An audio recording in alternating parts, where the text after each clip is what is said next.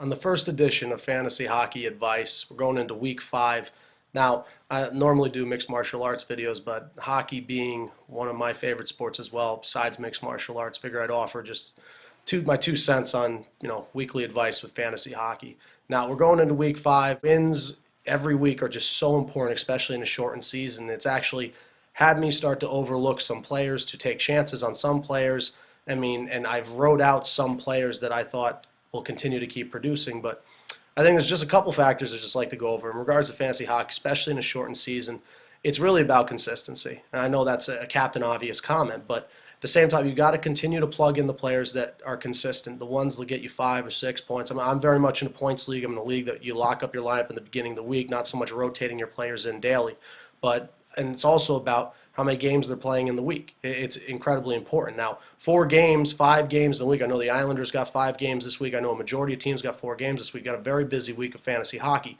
However, at the same time, the players that are playing 2 games, it's very tempting to bench them and to not play them. But it's about finding your consistent players, your core guys, and it's not so much about the name that they present. Prime example, Logan Couture is very much on my roster, and I'm going to continue to keep plugging him in. Now, it may be a big problem for me because Couture has been on a big drought. He obviously had an assist in their last game against the Blackhawks, but he only saw 14 minutes of ice time. But you got to keep plugging in the guys.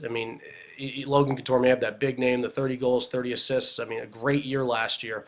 But you got to start also taking chances on some of your bench players. This is a week where I'll be playing TJ Oshie. This is a week where I'll be also sitting Alexander Ovechkin and also be giving Matt Duchene a chance in the starting lineup as well. Hockey, fantasy hockey, and just hockey in general, it's all about the highs and lows. You could have a guy who's been incredibly cold, and then he'll just heat up, or you'll have a guy going in very hot, who'll have a very cold week. It's just about trying to predict who's going to have that good week. And I know I said it's about how many games you do have, but it's very difficult. So you do have to trust the players. You also do very much need to give the guys on your bench a chance. However, a couple other things I'll be doing in regards to these videos is waiver wire and flames and lames. One guy I want to nab very quickly at the expense of dropping a very good player in Victor Foss, but I ended up going and getting Zach Bogosian. Now, Bogosian's obviously coming off of injury, and he's a guy that logs 23, 25 minutes a game. He's an offensive threat. He blocks shots. He also very much can play solid defense. He showed some signs of life at the end of last season and had about 30-something points in 56 games that he did play. I could be wrong with the numbers, but it was about that with the estimates. So I definitely go on that Bogosian for those of you that are looking for a defenseman. Another player I think who's going to have a big week this week is Ben Scrivens. Now, Reamer's out, still very much injured, saying it's going to be about a week. Scrivens obviously had his first shutout last night, especially against, it may not be last night, a couple days ago against the Ottawa Senators. That's against a solid team. They may be missing Spezza, they may be missing Carlson, but still a very, very offensive, potent team. And Scrivens has 4 games this week for Toronto. That's a great pickup, especially, they're going to ride him out, maybe 3 of those games, maybe 4 games for all we know. It's another solid waiver addition. Another guy who's really making some noise in Montreal is Rene Bourque. Rene Bourque is playing on the top line in Montreal. Rene Bourque's playing on the top line. He's also getting some solid power play time. Definitely a guy I'd look into going into week 5. Another player who's also making some very big noise on the Rangers is Carl Hagelin. Now, Carl Hagelin's a pretty big name. He's definitely a prospect for the Rangers. He's been around for a couple of years, but he's playing with Rick Nash. They're starting to find some good chemistry. He's also been, both of them been playing alongside Derek Stepan, also Brad Richards. Brad Richards kind of in the sin bin for the Rangers, but with Hagelin and Nash having such good chemistry, Hagelin's been red hot. He's been putting the puck in the nets, also had some solid assists. Definitely a guy I'd be looking into on the waivers. A guy you could probably get, maybe he's owned in probably half the leagues, maybe a little bit less than that, 50, 60%, but definitely a guy you want to go and look out for. There's 3 games this week for the Rangers, but Hagelin's seeing about 18 minutes, I believe it was 20 minutes the other day, 2 games ago, so definitely a guy who's seeing some good time as well. A couple other guys, Mike Camilleri, also a guy you could go out and nab. Let's not forget Camilleri's obviously playing Calgary. He's had some solid years in Calgary before he was obviously shipped to Montreal. He's starting to put the puck in the net. One of the best snipers in the NHL. I know I'll go on record saying that. Camilleri's got a rip. He's got a really good shot. He's starting to really find his shot. Getting some solid minutes as well. It's just a matter if he could stay healthy. So those are definitely a couple of the guys I would look for, at least on the waivers going into week 5. Now, some flames and lames. Now, some of the flames may seem very Captain Obvious, but Matt Duchene, very much on my team. Guy's got 4 games this week. Duchene's coming off a very big week last week. I think Matt Duchene's just a guy who logs some serious minutes, 20 minutes a game, plays really solid 2-way hockey. just an offensive threat at all times, shoots the puck at least 3-4 times a game with some quality shots. He's going to find the back of the net this week for the Colorado Avalanche. Definitely a flame for this week going into week 5. Another play is definitely Patrick Elias. He may be getting up there in age, but he continues to be consistent week in and week out. This is a big week for him. Devils play quite a few games. Elias is obviously logging some serious minutes, 19, 20 minutes a game, power play times, getting up there in assists, starting to net some goals as well. One of the more consistent players in the NHL. Another guy is Marty St. Louis. Now, another guy who's getting up there in age. Marty St. Louis is tied for the assists in the NHL, starting to see the back of the net as well, starting to get, always has solid power play time, playing 20 minutes a game alongside one of the most potent power plays in the NHL with Stamkos, Vinny LeCavalier.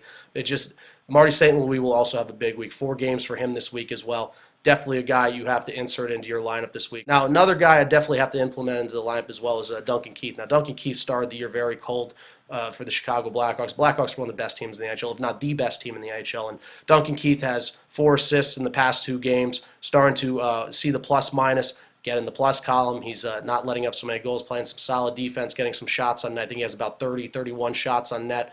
But the Chicago Blackhawks are very hot right now, one of the best teams in hockey, and Duncan Keith's starting to hit his stride. So definitely a guy I'd plug into my lineup. If it's not 3 games this week for the Blackhawks, Duncan Keith, definitely insert him into your lineups with some signs of hope coming into, at least last week. Now, the fantasy hockey lames for week 5. Now, I think Tuukka Rask is definitely one. This is a guy I'm going to be playing anyway, but Tuukka Rask playing 2 games this week, and I wouldn't be surprised if he actually sat one of those games. I'd hate to say, I know he's the #1 guy. He's also proved that he can be a starter in the NHL. He's always played second fiddle to Tim Thomas. But at the same time, 2 games this week, Tuukka Rask's had a couple hiccups, led in a couple soft goals, especially against the Rangers earlier in the week.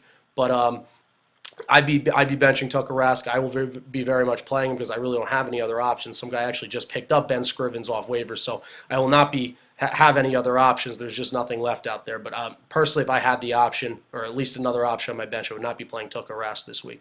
Another guy, just a pair of guys, is Alexander Ovechkin and Nicholas Backstrom. 2 games this week for the Washington Capitals, both playing the New Jersey Devils. You gotta sit them this week. 2 games this week. I know it's hard to do that, and I talked about having really good names on paper, but 2 games this week against the same team, it's just tough.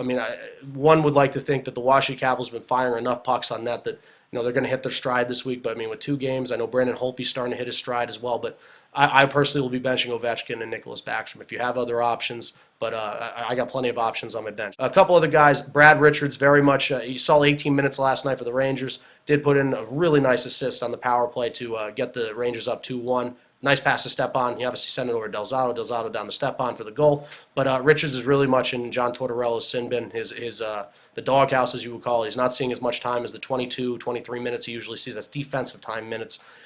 Plenty of ice time early in the season, but he's still very much in the doghouse. It could be a week where he could turn the corner, but is it something you're willing to gamble, especially with how John Tortorella plays? He's a coach is very much, if you're playing well, you're going to play. If you're not, you're going to ride Pine Pony. Brad Richards could turn the corner, but I wouldn't be one to gamble on, especially coming to week 5 if your team is very much struggling. Now, last player is Corey Crawford. Ray Emery's seeing the time in net, and I know I've been saying the Blackhawks are a great team, and they're very much a hot team, but Corey Crawford's very much been dealing with the injury bug. I think Ray Emery will dominate the starts this week, even if Corey Crawford's to come back at the end of the week. But I'd insert Ray Emery if you do have them. I would not be playing Corey Crawford if you have other options. So those are the flames and lames this week. Quite a few guys, a couple obvious ones, and that's a couple waiver additions. And in regards to fantasy hockey, going into week 5, you're right in the midst of the middle of the season. Go with the consistent guys, the highs and lows, hot and cold. But that's just what I have to offer, and I certainly hope you all enjoyed the first edition of Fantasy Hockey Advice. That's why for this edition. It's Kyle Delaney, signing off.